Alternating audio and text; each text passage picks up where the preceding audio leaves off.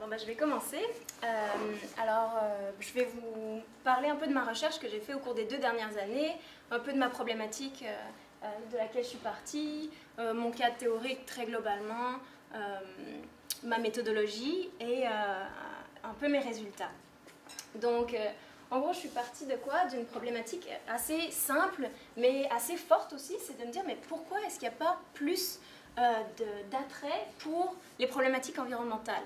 Alors que les scientifiques n'arrêtent pas de nous dire qu'on est aux limites des capacités de notre planète, qu'il faut agir vite et maintenant pour la protéger, mais aussi pour nous protéger. Alors pourquoi est-ce qu'on ne fait rien? Donc je me suis dit, loin des yeux, loin du cœur. On est de plus en plus en milieu urbain, loin des terres qui nous nourrissent, de l'eau qu'on boit, et donc on n'a plus ce lien d'attachement avec notre environnement. Et donc c'est pas un problème d'information.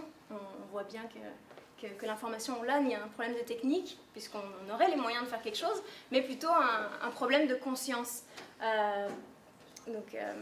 Louvre nous parle beaucoup du syndrome de déficit nature, comme si c'était vraiment presque une maladie qu'on avait de ne plus être connecté à la nature. François Cardinal, un journaliste québécois, nous parle qu'on est perdu sans la nature, et pourtant qu'on en a vraiment besoin. Louis Espinassou a écrit en 2014 un livre qui s'appelle Besoin de nature, qui parle de tous les bienfaits de la nature. Pareil pour les médecins, Célio Belogam en 2013, qui ont fait toute une recension d'écrits sur les bienfaits de la nature. Et je me suis beaucoup basée sur une auteure qui s'appelle Louise Shaola, qui elle a fait le cheminement inverse, de se dire je vais aller voir des environnementalistes et leur demander mais qu'est-ce qui les a mis sur la voie.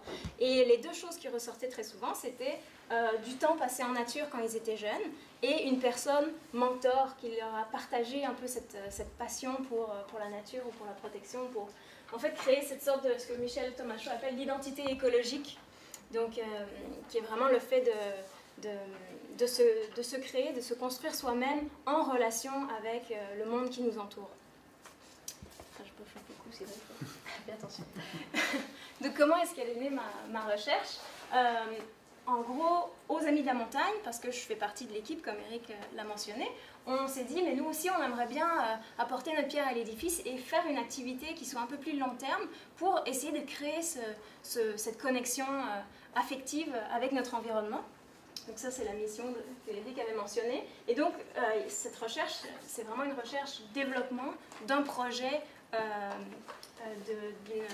d'un programme d'activité, en fait, qui s'appuie sur un besoin qu'on avait au sein des Amis de suivre ce projet-là par un projet de recherche.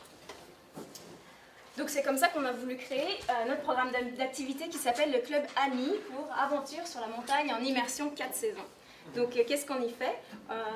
On est dehors tout le temps, à chaque rencontre, et c'est tout au long de l'année, et on va proposer des activités en fonction des besoins et des intérêts des enfants. C'est ça. Oups. Ah oui, alors ma recherche dans tout ça. Qu'est-ce que je fais? En gros, j'ai 2 grands objectifs de recherche. Mon premier, c'est de voir d'abord qu'est-ce qu'on peut faire comme activités qui vont permettre de créer ce lien d'attachement à l'environnement. Et si on arrive à trouver ces activités-là, elles vont sûrement engendrer des apports positifs. Et si on en voit, ils vont sûrement valider les choix qu'on a mis en lumière. Donc pour mon premier objectif, je me base sur 3 choses. D'abord, vraiment d'aller voir dans la littérature qu'est-ce qu'on nous propose comme activité, comme chose à faire. Deuxièmement, par l'expérience des Amis de la Montagne, puisque ce projet, ça fait maintenant 1 an et demi qu'il est en cours. Donc j'ai pu faire toute une analyse tout au long de ce projet-là, de ce que nous, on a pu tester et qu'on dit, ouais, ça fonctionne pour créer des liens. Donc ça me permet dans un 3e temps de définir un peu un prototype de l'activité, puisque ça reste une activité pilote encore. Donc là, on peut dire vraiment, voilà, au Club Amis, c'est ça nos principes, nos approches, nos stratégies. Donc vraiment de se définir. Et finalement, pour mon 2e objectif, qui est vraiment des apports positifs de l'activité, je m'intéresse à 4 aspects de développement chez les participants. Donc d'abord, de voir s'il y a un développement d'un savoir-vivre ensemble, d'un savoir-être, s'il y a de l'entraide, des choses comme ça. Après, développement d'un lien cognitif, donc plus de connaissances sur la faune et la flore. du Mont-Royal en particulier. Développement d'un lien affectif à la nature, s'ils sont plus attachés, qui ont plus envie de jouer dehors, de prendre soin de la nature. Développement psychomoteur, donc ça c'est beaucoup lié à l'aisance en nature, parce que beaucoup d'enfants ne sont pas très souvent à l'aise en nature, parce qu'ils y vont juste pas. Donc c'est de voir aussi comment cette aisance en nature se développe. Et finalement, si tous ces développements-là vont se transférer au-delà du programme d'activité, donc à la famille, aux amis, donc voir un peu tout ça. Donc, pour faire cette recherche, j'ai un cadre théorique assez large, mais vraiment centré sur l'éducation relative à l'environnement, l'identité écologique, l'éco-formation, ça c'est un concept que j'aime beaucoup, qui vient de France, de Gaston Pinault et Dominique Cotreau, qui est de dire qu'au-delà, on peut se former auprès de quelqu'un, on peut se former aussi en autodidacte, mais on peut se former auprès de tout ce qui nous entoure. La nature devient vraiment un élément, un agent d'éducation. Alors voilà, tout plein de guides d'animation en nature, donc ce que j'appelle l'immersion en nature. Et finalement, le courant des Forest Schools. Donc celui-là, c'est vraiment intéressant. En fait, quand on a monté le projet, on s'est inspiré de ce mouvement-là des Forest Schools, qui est né un peu en Scandinavie et qui s'est étendu un peu partout en Europe et plus tard en Amérique du Nord aussi, qui est de dire, on va prendre des groupes d'enfants et plutôt qu'ils soient enfermés dans une classe, on va les mettre dehors, puis ils vont jouer dehors toute la journée, tout au long de l'année. Et avec une approche qui est beaucoup moins magistrale, où on va enseigner des choses, mais plus où on va les laisser chercher et apprendre ce qu'ils ont envie d'apprendre. Ma méthodologie, c'est quand même un chapitre intéressant. Donc qu'est-ce que j'ai fait? Donc bien sûr, j'ai fait une recension des écrits, et après sur le terrain, j'ai fait 3 choses. La première chose, l'observation participante, puisque je suis donc éducatrice du groupe dès 6-8 ans, voici ma gang. C'est ça sur 1 an et demi. Donc j'ai fait un calcul rapide, ça fait plus de 600 heures sur le terrain en observation participante ou en réflexion avec le reste de l'équipe. Donc énormément de données retranscrites sur toutes mes impressions, donc à la façon d'un journal ethnographique un peu. Ensuite, j'ai envoyé des questionnaires aux familles des participants pour leur poser plus ou moins les mêmes questions de développement. Et finalement, avec le reste de l'équipe des éducateurs et des éducatrices du projet, on a fait 2 groupes de discussion. Donc ça m'a permis de poser à peu près les mêmes questions à 3 disons intervenants et donc de donner plus de validité à ma recherche par triangulation. Et donc on pourrait dire que c'est une étude quand même assez longitudinale parce qu'elle s'étend depuis septembre 2015 jusqu'à aujourd'hui. Alors maintenant les résultats. Donc on va passer d'abord en revue chacun des points de mes objectifs. Le premier, c'était de voir dans la littérature. Donc dans la littérature, j'ai repéré un peu 3 grands courants, on va dire. D'abord, il y a les Nord-Américains qui font partie un peu du courant naturaliste de l'éducation à l'environnement, où disons, un des éléments qu'on peut retenir parmi, il y en a vraiment toute une liste, c'est un portrait très global que je vous fais aujourd'hui, ce serait de dire qu'il faut d'abord passer par un contact affectif à la nature avant de se plonger dans des problématiques environnementales. Ensuite, on a plutôt un courant, je dirais, français de l'éducation à l'environnement autour de l'éco-formation, que j'ai défini tout à l'heure, où la nature va devenir enseignant ou professeur. J'ai mis aussi Thierry Bardot qui parle beaucoup de homeschooling, parce que lui aussi, il a un peu cette vision que l'enfant peut apprendre sans avoir besoin d'un cadre qui est l'école, mais qui peut apprendre autour de tout ce qu'il y a autour de lui dans son environnement.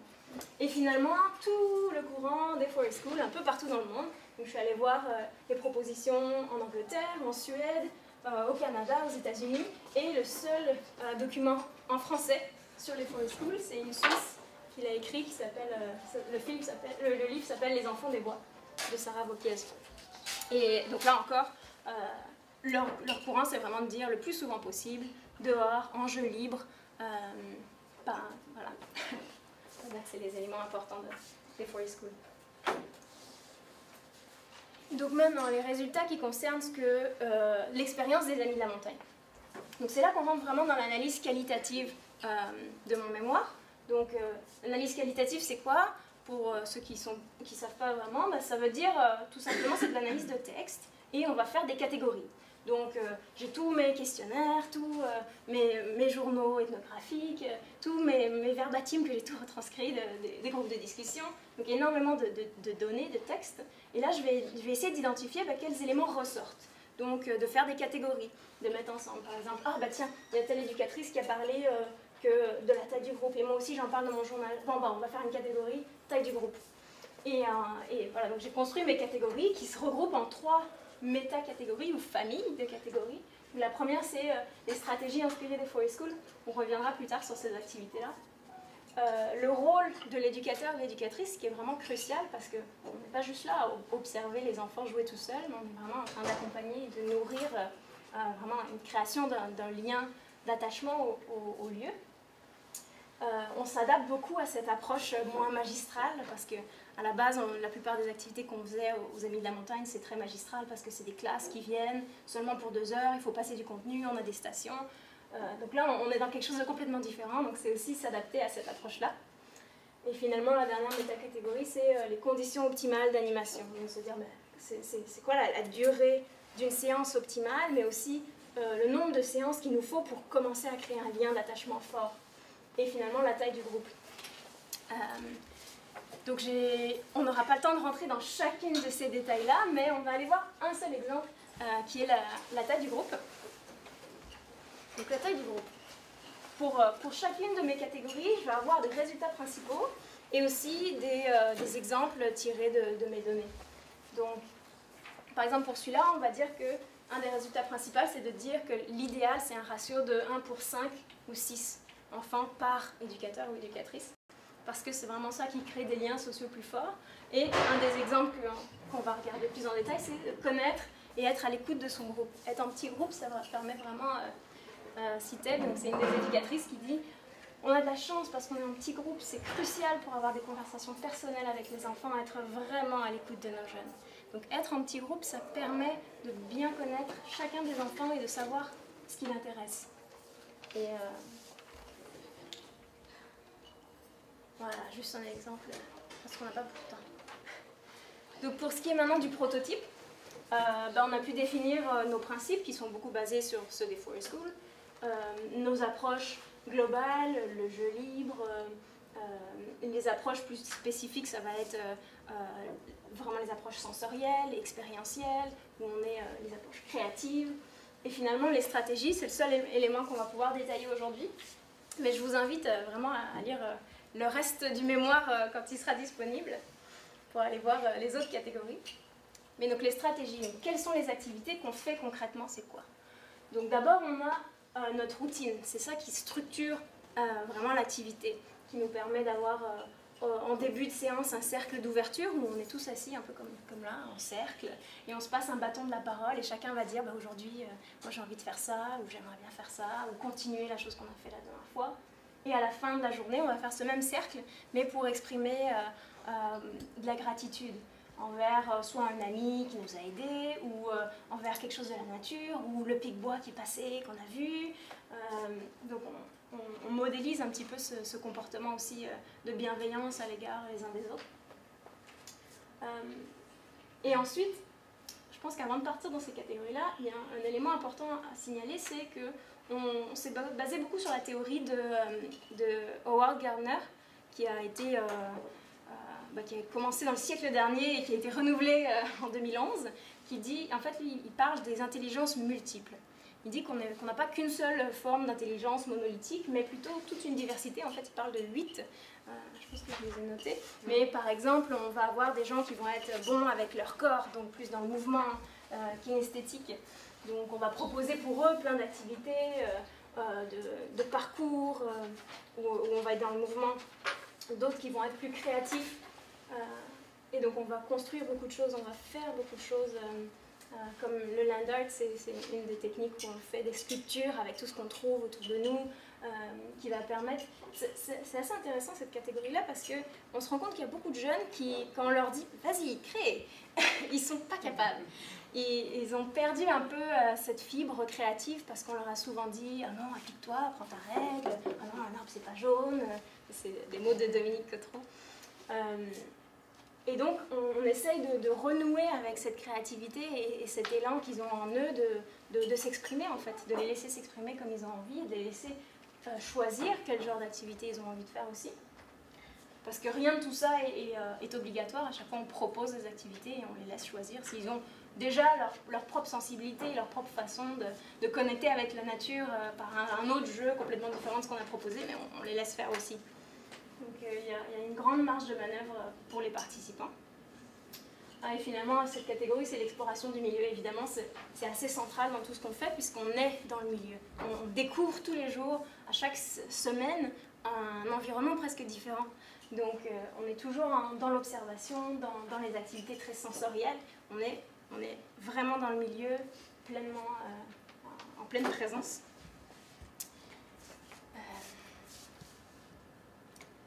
Alors maintenant, la catégorie qu'on attendait tous, les apports positifs. Alors est-ce que ça marche ce truc-là? Donc les apports positifs. Donc pour ça j'ai fait aussi de l'analyse qualitative. Et là cette fois-ci j'avais pas 3 mais 5 catégories. Donc on en a parlé tout à l'heure, le développement de liens sociaux, cognitifs, affectifs, psychomoteurs, et si tout ça se transfère à d'autres contextes.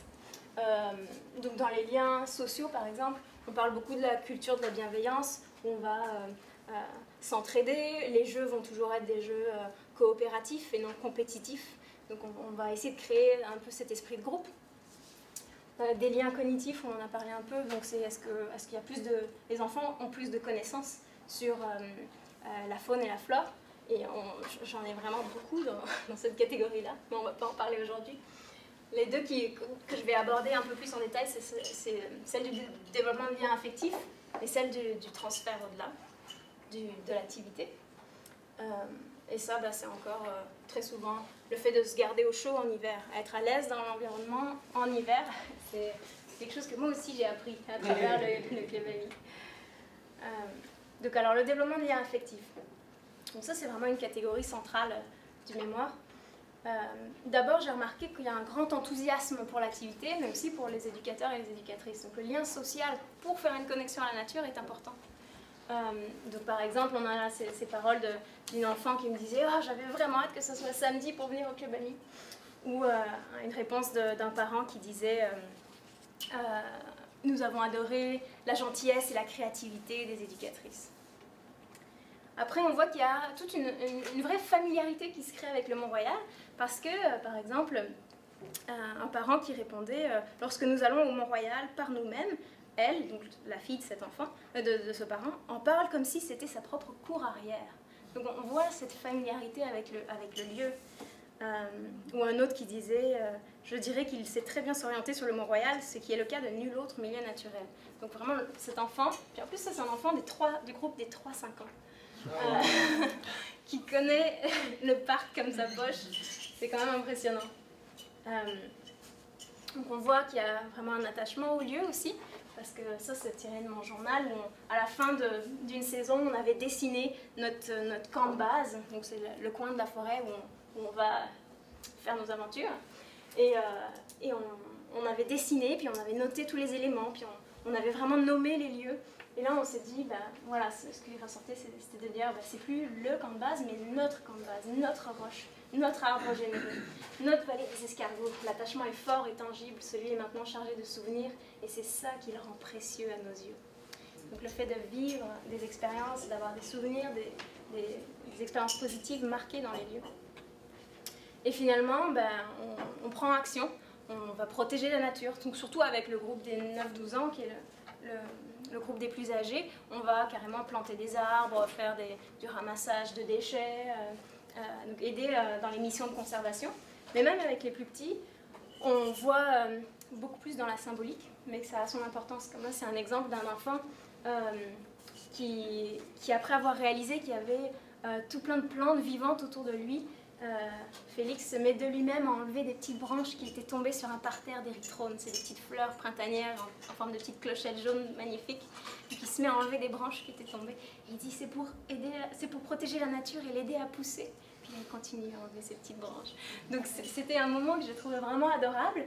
Bon, en termes de conservation, enlever des petites branches, ça va peut-être aider, mais pas beaucoup. Mais dans le cœur de cet enfant, on a fait toute la différence. parce qu'à son niveau, il modélise déjà un comportement bienveillant à l'égard de son environnement. Donc quand il aura les moyens d'agir à plus grosse échelle, bah, il y a des chances qu'il le fasse aussi de manière bienveillante. Alors maintenant pour l'approfondissement et le partage de ces liens, je pense qu'on va mettre que 2 exemples. Donc d'abord on voit que c'est pas juste un enfant qui connecte à la nature, mais toute la famille, parce que il a vécu des expériences très positives, d'activités qu'il aime faire dans la nature, donc il va répliquer ça aussi avec ses parents, il va leur demander d'aller jouer plus souvent dehors, d'aller pique-niquer dans des parcs. Et donc on voit, par exemple, ça c'était un parent qui nous disait, qui parlait de sa fille, et elle dit « elle m'apprend beaucoup de choses sur les insectes, sur les types d'arbres aussi, sur les oiseaux, et quand on se balade en forêt ou dans un parc nature, elle joue au guide, et je vois qu'elle y glisse des infos apprises avec vous. » Donc ça veut dire qu'on voit que les enfants ont aimé les apprentissages qu'ils ont faits dans cette activité, et sont fiers de les transmettre autour d'eux, à leur famille. Et un autre aspect que je trouvais intéressant, c'était la valorisation du jeu libre. Parce que dans notre société où on est très compétitif, même dans notre temps libre, on fait des cours pour apprendre des choses, pour être encore plus performant. Ben là, on se retrouve dans une activité où on ralentit, on est plus calme. Et là, ce parent répond « J'ai surtout beaucoup apprécié que mon enfant puisse passer du temps dehors et dans la nature dans un contexte urbain. Il était heureux d'y aller à chaque fois. Ça nous a permis de parler de la nature, avec un grand N, et de l'écologie. J'ai apprécié aussi que l'activité avait une certaine lenteur et que les enfants avaient un certain contrôle sur les activités et aussi que ça n'était pas compétitif. Donc on voit que même les parents valorisent ce genre d'approche-là. Donc ça, c'est quand même nouveau. Alors, je vais passer maintenant à ma discussion, chapitre inédit. Donc en gros, dans cette recherche, j'ai vu qu'il y avait certains enjeux, mais aussi certains apports positifs, autant pour le projet pédagogique, le programme d'activité, que pour mon projet de recherche. Donc on va y aller par case. La première, c'est les enjeux. Donc, un des premiers enjeux que j'ai remarqué, c'était la rentabilité. On dit qu'un ratio de 1 éducateur pour 5-6 enfants, c'est génial, mais nous, on est plutôt autour de 7-8, parce qu'autrement, on n'arrive pas à payer les salaires des employés. Donc, ça reste un défi. Après le recrutement, c'est pas facile non plus de valoriser et de publiciser un programme qui n'a finalement pas de programme. On est dans l'improvisation totale, on est dans plein d'approches, une diversité d'approches, et c'est pas facile de dire aux gens, mais si, je vous assure, on sait pas encore ce qu'ils vont apprendre, mais ils vont apprendre des choses. Faites-nous confiance. Et finalement, un dernier aspect d'enjeu, c'est l'impact sur le milieu naturel. Parce que jouer librement dans la forêt, ça implique souvent manipuler des éléments de la nature, sortir des sentiers. Donc, quel est l'impact qu'on a aussi sur le milieu naturel? C'est un enjeu qui reste à gérer. Pour mon projet de recherche, toujours au niveau des enjeux, un des premiers qui m'a beaucoup... que j'ai beaucoup tourné autour de cet enjeu-là, c'est celui de la double identité, de me dire, mais je suis chercheur, mais je suis aussi éducatrice. Alors, c'est quoi les biais qui peuvent m'empêcher d'être rigoureuse dans ma recherche Et donc, j'ai beaucoup réfléchi là-dessus, mais au final, je me suis dit que c'était vraiment une chance aussi d'avoir cette opportunité d'être sur le terrain, mais toutes les semaines. Plus de 600 heures, c'est quand même énorme pour un projet de mémoire. Donc, je me suis dit que au final, c'était une bonne chose, et que du moment que j'en étais consciente et que je faisais attention à ce biais-là, ça allait. Mais ça découle un autre enjeu, c'est la quantité de données. Parce que 600 heures, c'est énorme. Ça fait beaucoup de journaux ethnographiques à retranscrire.